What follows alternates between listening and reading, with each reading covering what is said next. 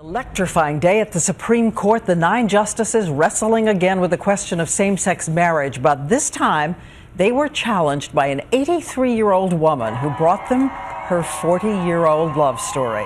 Edie Windsor received a hero's welcome today when she emerged from the Supreme Court saying it's time to take a stand for marriage equality, and ABC's Terry Moran was there. Terry. Diane, it's a classic American story, as you point out. Sometimes the big cases come to the Supreme Court out of conflicts between the states or battles between the branches of government, and sometimes one American walks up these steps seeking justice. That's what happened today. 83 and radiant, Edie Windsor had her day in court, and what a day it was for her. This woman, born in the 1920s, has become a kind of folk hero to countless young Americans in the 20-teens. You guys, I'm talking to you freely.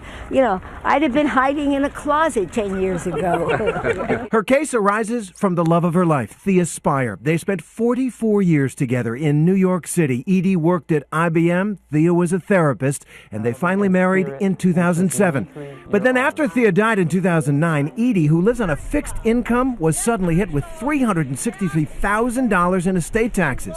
Taxes no straight widow would pay, because the federal government refused to recognize their marriage under the Defense of Marriage Act, which defines marriage under federal law as the union of one man, one woman, affecting taxes, Social Security, military survivor benefits. Today in court, Justice Ruth Ginsburg said it seemed like a second-class system for gay couples. State there are two kinds of marriages, the full marriage and then the sort of skim milk marriage.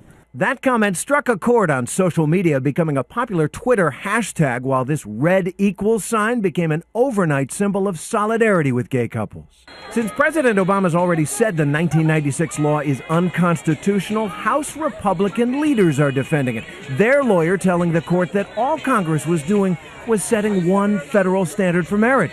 But Justice Elena Kagan challenged that claim, reading from the original documents on the bill and suggesting something darker may have been at work. I'm going to quote from the House report here, is that Congress decided to reflect and honor a collective moral judgment and to express moral disapproval of homosexuality.